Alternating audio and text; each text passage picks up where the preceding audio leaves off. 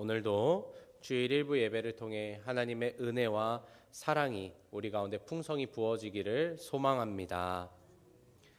언급을 피하고 싶은 이야기이지만 최근 나라의 이야기, 정치, 사회, 문화에 대한 이야기를 듣다 보면 마음이 답답하고 혼란스럽습니다. 각자 자기의 입장에서만 이야기를 하다 보니 무엇이 진실인지도 알 길이 없는 상황이죠. 정말로 나라를 위하는 사람이 있는가? 그 이념과 신념이 모든 것을 아우르지 못한다 하더라도 나라를 위한 진심을 가진 사람이 있는지 생각하게 됩니다. 단순히 정치만의 이야기는 아니에요. 얼마 전 28살의 나이로 자신의 삶을 끝낸 한 청년이 알고 보니 직장 내 괴롭힘으로 고통을 겪었다는 이야기가 화제입니다. 많은 청년들은 우울증과 공황장애를 안고 살아가고 있죠. 경제적으로는 말할 것도 없이 답답하고 수많은 가정이 깨어졌고 수많은 영혼이 힘들어합니다. 분명 나라는 선진국이라고 하는데 선진하는 모습이 보이질 않죠. 그런 가운데 제가 몇 번 언급했던 폴 워셔 목사님의 한 강연을 보게 되었는데요. 그 목사님이 그런 이야기를 해요. 청년 여러분, 여러분의 시대는 망가졌습니다. 그런데 나의 시대도 엉망이었습니다. 90년대도 엉망이었고 그 이전 시대는 더 엉망이었습니다. 방식은 달랐지만 모두 엉망이었습니다. 여러분이라고 특별할 것 없습니다. 그런데 그런 시대 속에서 누군가가 성장하고 진일보했다면 그것은 주 예수 그리스도를 안 것입니다. 이 이야기를 듣는데 굉장히 소리가 크게 들리는 것 같았어요. 마치 저를 향해 하는 이야기처럼 들렸습니다. 그렇죠. 지금의 시대는 망가졌습니다. 세대는 엉망입니다. 그러면 어떻게 합니까? 그저 주저앉아 울고 있어야 됩니까? 아니죠. 그 가운데 하나님의 뜻을 구하고 예수님을 깊이 만나고 더 높고 깊은 영성을 추구해야 합니다. 교회의 사명은 여기에 있어요. 교회는 빛 가운데 존재하는 것이 아니라 어둠 가운데 있는 이들에게 빛을 비춰줘야 합니다. 마태복음 5장 14절에 너희는 세상의 빛이라 산 위에 있는 동네가 숨겨지지 못할 것이요. 성도 여러분, 저와 여러분 우리 광희문교회가 이 막막한 세상에서 빛이 되기를 소망합니다. 저는 오늘 여러분과 호세아의 말씀을 나누고자 합니다. 아마 호세아 시대의 이야기가 지금 우리의 현실과 닿아 있기 때문일 것 같아요. 호세아 1장 1절을 보면 호세아의 시대가 나오는데요. 우시아와 요담과 아하스와 히스기야가 이어 유다 왕이 된 시대에 곧 요아스의 아들 여로보암이 이스라엘 왕이 된 시대에 브에리의 아들 호세아에게 임한 여호와의 말씀이라고 하죠. 말씀에서 볼 수 있듯이 호세아는 북이스라엘의 여로보암 2세가 왕이 된 시대부터 말씀을 전했습니다. 아마 그때부터 북이스라엘이 멸망하기 직전까지 활동했을 것 같아요. 이 시기는 어떤 시기였는가? 정치적으로 지독한 혼란의 시기였다. 이 시기에 북이스라엘은 약 30년 동안 6번이나 왕이 바뀌었습니다. 스가랴, 살룸, 므나헴, 브가히야, 베가, 호세아로 왕이 바뀌어지고 호세아를 끝으로 나라가 멸망하게 되죠. 이 바뀌어진 6명의 왕 중에 5명이 살해를 당했고 나라는 정치적으로 너무너무 혼란스럽습니다. 사실상 무정부와 같았죠. 이렇게 보니까 호세아의 시대도 망가졌죠. 완전히 엉망이 되어버렸습니다. 말씀을 읽으며 질문이 드는 것은 대체 왜 이런 일이 일어났냐는 거예요. 우리가 열왕기를 쭉 읽어가다 보면 반복적으로 보이는 구절이 있는데요. 이런 말입니다.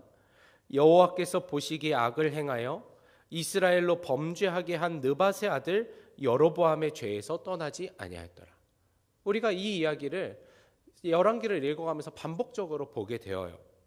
여기서의 여로보암은 북이스라엘을 세운 여로보암 1세를 말합니다. 솔로몬 시대까지 이스라엘의 통일 왕국이었다가 그 이후에 북이스라엘과 남유다로 갈라졌는데 여로보암은 북이스라엘의 왕이었습니다. 그런데 예루살렘 성전이 남유다에 있으니까 이 여로보암이 불안한 거예요. 사람들이 자꾸만 예배드리러 성전으로 간다 그러니까.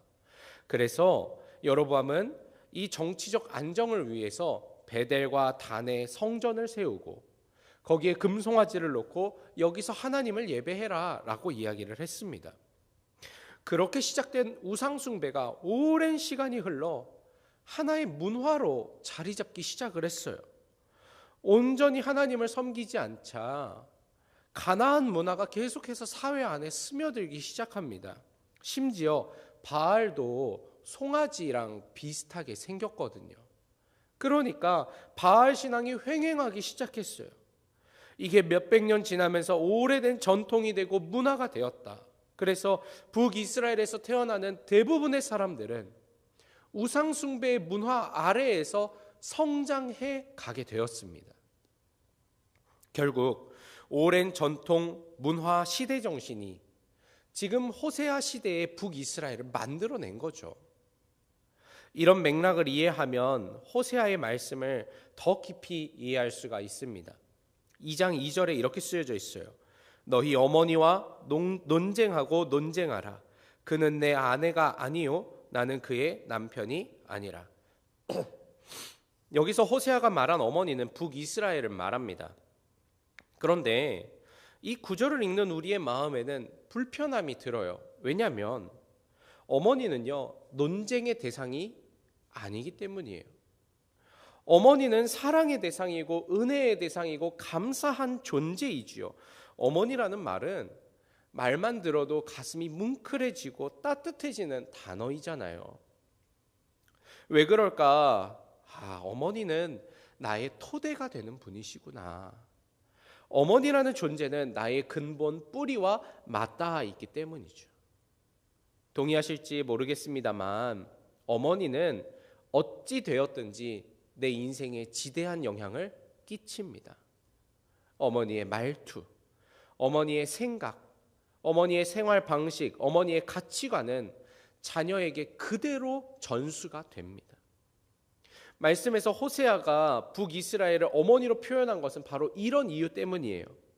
호세아가 말한 어머니는 그저 한 나라를 의미하지 않습니다. 당시의 시대 정신, 오랜 시간 흘러내려온 나라의 전통, 문화, 사고 방식, 가치관, 이것들을 의미하죠.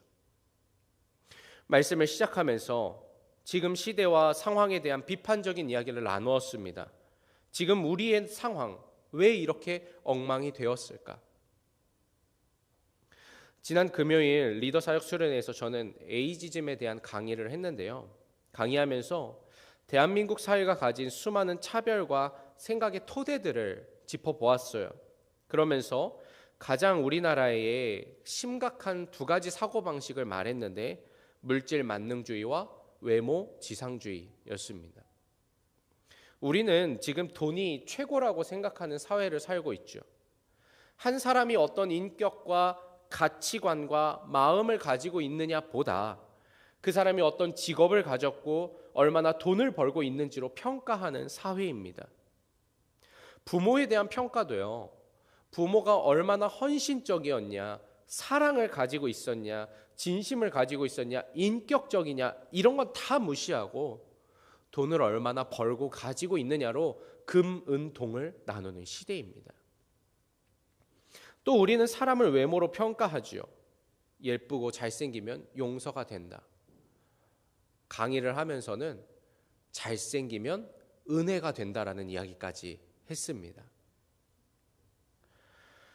문제는 이런 사고방식과 문화가 교회 안에 우리의 신앙 안에 그대로 스며들었다라는 거예요. 우리가 여기서 자유롭지 못합니다. 사업 성공하면 축복받은 것이고 몸에 질병이라도 생기면 믿음이 부족하네, 마귀가 역사하네라는 그런 이야기를 서슴없이 합니다. 좋은 직장을 얻으면 하나님의 은혜인데 취업이 잘 이루어지지 않으면 기도가 부족하고 시련이라고 말해요. 삶과 신앙에 대한 평가를 물질, 외모, 성과, 능력을 기준으로 하고 있는 거예요. 그런 우리에게 호세아는 동일하게 이야기할 겁니다. 어머니와 논쟁하고 논쟁하라. 너의 생각과 사고방식과 문화를 점검해라. 말씀에 비추어 신앙을 성찰해라. 성도 여러분, 진실로 깨어지는 우리가 되어야 합니다. 말씀을 흘려들어서는 변화가 없습니다. 말씀을 가슴 깊이 받고 도전이 되어야 합니다. 완전한 변화를 위해서 우리는 결단해야 할 필요가 있습니다. 그래야 어두운 세상에서 빛의 사명을 감당할 수 있는 거예요. 사도 바울을 떠올려 보십시오. 바울은 철저한 율법주의자였습니다. 과격한 유대주의자였어요. 바리새인이었고, 그는 예수 그리스도의 은혜로 구원을 받는다? 이해할 수가 없었습니다. 철저하게 율법과 유대 문화, 유대 정신의 뿌리를 두고 살아갔던 사람이에요. 그런데 그가 다메섹으로 향하는 길에서 예수를 만나고 신앙을 갖게 되면서 변하게 되었습니다. 단순히 생활 형태만 변한 게 아니라 그의 뿌리, 내면, 생각의 방식, 가치관까지도 다 변해버린 거예요. 그래서 바울은 갈라디아서에서 이렇게 말하죠. 너희는 유대인이나 헬라인이나 종이나 자유인이나 남자나 여자나 다 그리스도 예수 안에서 하나이니라. 너희가 그리스도의 것이면 곧 아브라함의 자손이요 약속대로 유업을 이을 자니라. 말도 안 되는 이야기죠. 바울이 살아온 삶의 문화에서는 결코 할 수 없는 말입니다. 어떻게 감히 이방인이 아브라함의 자손이 되는가? 할례받지 못한 족속이 어떻게 하나님의 자녀가 되는가? 이해할 수 없습니다. 그러나 예수를 믿고 나서 바울은 완전히 달라졌습니다. 그는 끊임없이 자신의 어머니와 논쟁했을 거예요. 이게 정말 옳으냐? 하나님이 정말로 율법과 할례만을 뜻으로 남겨두셨느냐? 물었을 것입니다. 바울은 예수를 믿으면서 이전에 가지고 있던 자신의 뿌리와 가치관마저도 복음 안에서 들추어내고 바꾸었습니다. 그래서 그의 복음에는 능력이 있었고 그는 새로운 시대를 열어갈 수 있었던 것이지요. 그렇습니다. 저는 이것이야말로 이 시대에 우리가 해야 할 사명이라 믿습니다. 기존의 틀과 전통, 문화를 말씀 앞에서 점검하고 십자가에서 드러난 하나님의 참된 뜻을 구하는 것, 하나님의 말씀 앞에서 새로운 신앙의 문화와 토대를 세우는 것이야말로 호세아가 이스라엘 백성에게 선포하던 말씀이고 우리가 지금 해야 할 일입니다. 성도 여러분, 말씀으로 깨어지는 저와 여러분 되기를 소망합니다. 그렇다면 오늘 호세아를 통해 드러난 하나님의 참된 뜻과 우리가 새롭게 만들어야 하는 토대는 무엇일까? 먼저는 하나님만을 의지하는 것입니다. 우리가 살아가는 세상은 채움의 세상입니다. 우리는 이 인생을 가득 채워야 한다는 확고한 믿음을 가지고 있죠. 이 인생을 돈으로, 어떤 성공으로, 멋진 여행으로, 기술로, 사람으로 채워야 한다고 생각합니다. 그래서 우리는 한 시간도 허투루 쓸 수가 없어요. 왜 이렇게 우리는 채우는 것에 목마를까? 아마 그것은 우리가 채우려고 하는 것들을 의지하고자 하는 마음이 있기 때문이 아닐까. 그래서 우리의 기도는 언제나 주십시오의 기도입니다. 채움의 기도예요. 이것저것 하나님 내 삶에 채워주십시오라고 하는 기도입니다. 하나님의 마음을 돌려야 한다는 기도이고 정성으로 하나님을 감복시켜야 한다는 기도를 하죠. 어쩌면 우리는 복음적 기도가 아니라 지성이면 감천이다 하는 한국의 무속적 기도를 드리고 있는 것은 아닐까. 어쩌면 우리는 기도와 치성의 차이를 잘 모르는 것은 아닐까. 호세아 시대의 이스라엘 백성이 그랬습니다. 이스라엘 백성은 풍요를 추구하고 돈을 추구하고 부유함을 소망합니다. 그래서 그들의 기도는 하나님만을 향하지 않아요. 바알도 향하고 부유함을 약속하는 아세라를 향해서 기도하죠. 이 모습을 바라보는 하나님의 마음에는 언제나 안타까움이 있습니다. 왜냐하면 그들은 하나님을 온전히 의지하지 않기 때문이에요. 하나님은요, 언제나 우리가 당신만 바라보고 의지하고 살기를 원하십니다. 하나님에게 완전히 사로잡혀 살기를 원해요. 그래서 하나님은 여호와를 경외하라고 이야기하십니다. 경외함. 이것은 두려움을 말하는 것인데 두려움의 속성은 사로잡히는 겁니다. 하나님은 그래서 스스로를 질투하시는 하나님이라고 말해요. 그래서 하나님은 때때로 우리를 넓은 푸른 초장이 아니라 광야로 인도하십니다. 왜? 광야는 아무것도 없기 때문에. 광야를 읽다라는 책을 쓴 이진희 목사님은 이렇게 고백해요. 광야는 아무것도 없는 곳이고 아무것도 할 수 없습니다. 그러나 그 광야에 딱 하나 있는 것이 있습니다. 바로 하나님입니다. 그렇습니다. 하나님이 우리를 광야로 인도하신다면 거기서 오직 하나님만을 바라보고 의지하기를 원하신다라고 하는 뜻이지요. 오늘 호세아의 말씀을 보십시오. 14절과 15절입니다. 그러므로 보라, 내가 그를 타일러 거친 들로 데리고 가서 그 말로 위로하고 거기서 비로소 그의 포도원을 그에게 주고 아골 골짜기로 소망의 문을 삼아 주리니 그가 거기서 응대하기를 어렸을 때와 애굽 땅에서 올라오던 날과 같이 하리라. 여기 표현되는 거친 들은 히브리어로 미드바르, 그러니까 광야를 의미하는 거예요. 하나님이 이스라엘 백성을 회복시키는데 광야로 데리고 가신다고 말하시는 거예요. 아무것도 의지할 것 없고 할 수도 없는 곳으로 데려가십니다. 여러분, 회복과 광야는 맞지 않는 단어입니다. 그런데 놀랍게도 광야에서 이스라엘 백성이 하나님의 음성을 듣는 거예요. 그 빈 광야에서 포도원을 얻습니다. 아골 골짜기가 소망의 문이 되는 거예요. 하나님의 회복 역사를 경험하게 되는 것이죠. 하나님이 이스라엘 백성을 광야로 데려가신 이유가 무엇인가? 오직 하나님만을 의지하라. 그것이 너희의 회복이고 살 길이며 하나님의 뜻이다.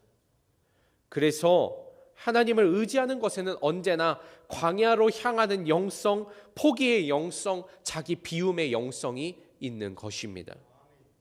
그런 의미에서 우리는 온전히 하나님을 의지했던 한 사람을 떠올리죠. 바로 예수 그리스도입니다.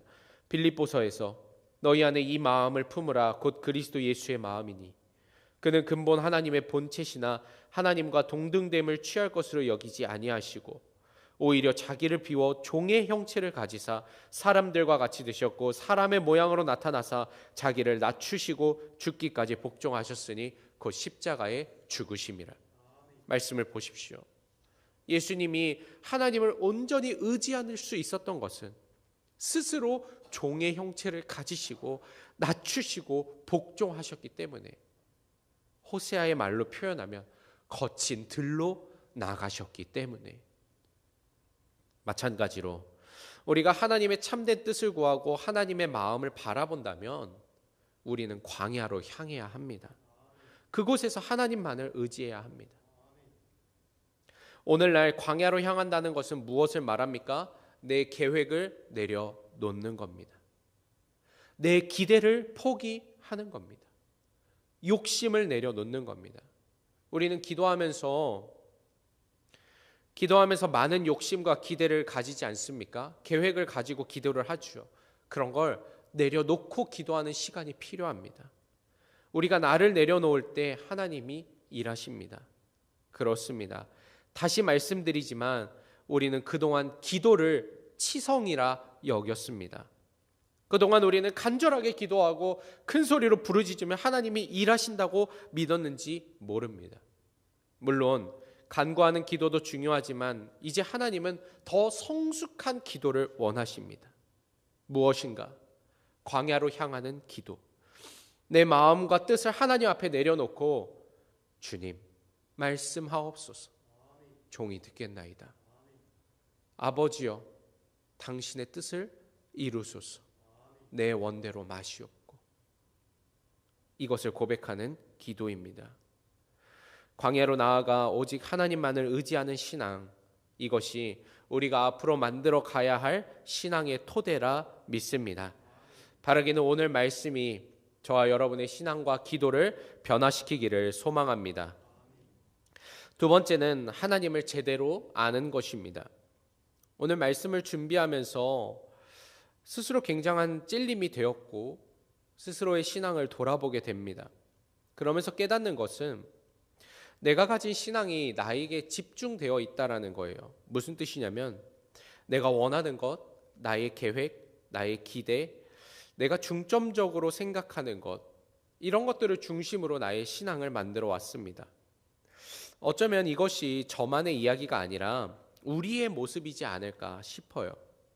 우리의 신앙은 나의 필요를 아는 것에 집중하고 있지요. 나의 문제를 해결하는 것에 집중합니다. 모든 기도와 모든 말씀 묵상이 또 모든 삶의 방향과 가치가 나에게 집중되어 있습니다. 그래서 우리는 신앙을 통해서 나를 알아야 한다라고 말하죠. 그런데 오늘 호세아는 다르게 이야기를 해요. 너희가 여호와를 알아야 한다.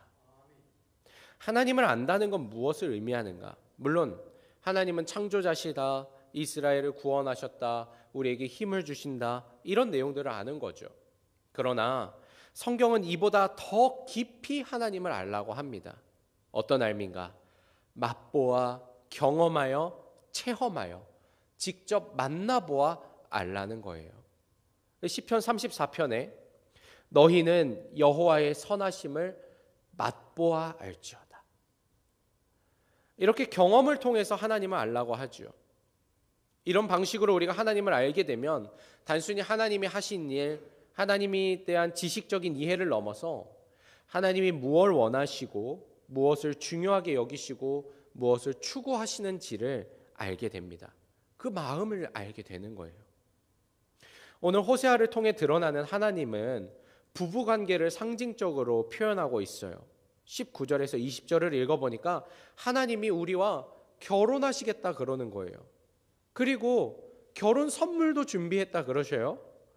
내가 내게 장가들어 영원히 살되 공의와 정의와 은총과 긍휼이 여김으로 내게 장가들며 진실함으로 내게 장가들리니 내가 여호와를 알리라. 말씀을 잘 보십시오. 하나님이 결혼하자 그러시면서 예물을 준비했대요. 공의, 정의, 은총, 긍휼이 여김, 진실함, 이걸 예물로 준비했답니다. 세상에 이거 사기 결혼 아닙니까? 이거 사기죠. 아니 결혼할 때 적어도 남자가 집 한 채는 해와야죠. 안 되면 전세금이라도 어떻게 마련을 해와야지. 신부를 위해서 예물 세트를 준비해야 되지 않습니까? 한 7개를 준비를 한 세트로 해야 된다 하고, 혼수도 가능하면 삼성이나 LG 최고 등급으로 해와야죠. 그게 결혼 선물이죠. 하나님을 대입해 보면요, 하나님이 우리가 결혼하시겠다고 했으면 풍요를 약속하시고 건강을 약속하시고 성공을 약속하시고 운수 대통을 약속하셔야죠. 그런데 하나님이 그런 건 하나도 준비 안 하시고 먹지도 못할 공의, 정의, 은총, 긍휼이 여김을 준비하신대요. 이 말씀 속에 담긴 메시지가 무엇일까? 하나님은 물질적인 풍요보다 하나님 나라의 가치를 더 중요하게 여기시는구나. 그리고 우리에게도 동일하게 말씀하시는 거죠. 너희가 나 여호와를 안다면 내가 중요하게 여기는 것을 너희도 귀하게 여겨라. 이 메시지를 알고 나니까 그제서야 깨닫게 되는 말씀이 있습니다. 갈라디아서 5장에 나오는 성령의 열매예요. 오직 성령의 열매는 사랑과 희락과 화평과 오래 참음과 자비와 양선과 충성과 온유와 절제니 이 같은 것을 금할 법이 없느니라. 저는 그동안 이 말씀을 예수 믿고 성령 받으면 인격적인 성숙이 일어날 것이다, 이 정도로 이해했거든요. 근데 그렇지 않더라고요. 하나님이 성령의 열매로 사랑과 희락과 오래 참음, 자비, 양선, 충성, 온유, 절제를 주신 이유는 하나님이 생각하시기에 이것이 가장 귀하고 중요하기 때문입니다. 그래서 조금 과격하게 말하면 예수 믿고 기도도 많이 하고 예배도 잘 드리면서 하나님이 중요하게 여기는 성령의 열매가 맺혀지지 않았다면 그는 하나님을 모르는 거죠. 호세아 시대의 이스라엘 백성이 그렇습니다. 나름대로 하나님을 잘 섬겼어요. 기도도 하고 절기마다 제사도 드렸습니다. 월삭이라는 표현도 나오는 거 보니까 초하루마다 하나님 앞에 예배드린 것 같아요. 그러나 그들은 하나님을 모릅니다. 하나님이 뭘 중요하게 여기는지 하나님의 마음을 전혀 이해하지 못해요. 호세아 6장 6절의 말씀입니다. 나는 인애를 원하고 제사를 원하지 아니하며 번제보다 하나님을 아는 것을 원하노라. 여러분, 신앙의 본질은 하나님을 아는 것에 있습니다. 물론 예배도 중요하고 기도 생활도 중요하고 성경 읽고 쓰고 하는 것도 중요합니다만 이것이 신앙의 전부는 아닙니다. 오히려 하나님이 기뻐하는 신앙은 하나님이 중요하게 여기는 것을 나도 가치 있게 여기는 것, 하나님이 주의 깊게 보는 것을 내가 중요한 일로 생각하고 행동하는 것. 그래서 누군가를 용서해주고 다른 사람을 존귀하게 여기고 서로를 존중해야 한다라고 말하는 거예요.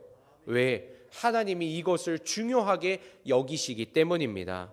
성도 여러분, 우리는 하나님을 더 알아가야 합니다. 하나님을 알아야 하나님이 원하시는 일, 기뻐하시는 일을 할 수 있습니다. 오늘날 우리는 나를 아는 것에 조금 더 집중했는지 모릅니다. 그러나 앞으로는 하나님을 알아가는 믿음의 토대를 만들어가는 저와 여러분이 되기를 소망합니다. 오늘날 우리의 사회 문화 그리고 우리 교회와 신앙 안에 자꾸만 드러나는 문제들, 어쩌면 그 문제는 단순히 한 사람의 잘못, 한 방식의 잘못이 아닐 겁니다. 우리의 토대, 어머니라 할 수 있는 믿음의 문화, 지금 우리가 가진 사고 방식을 점검해 보아야 할 때입니다. 그리고 호세아가 말하는 것처럼 하나님이 원하시는 믿음과 정신을 일깨워야 할 때입니다. 광야로 나아가 온전히 하나님을 의지하는 영성이 필요합니다. 이제는 하나님을 제대로 알고 하나님을 경험하고 하나님의 가치를 받아들이는 신앙이 필요합니다. 바라기는 우리 광희문교회가 그저 좋은 교회, 부흥하는 교회가 아니라 하나님이 요구하시는 믿음의 토대를 가지고 하나님의 기쁨으로 빛의 사명을 감당할 수 있기를 소망합니다. 새롭게 시작하는 한 주, 말씀을 가슴에 새기고 더 깊이 기도하는 한 주가 되시기를 축복합니다. 기도하겠습니다.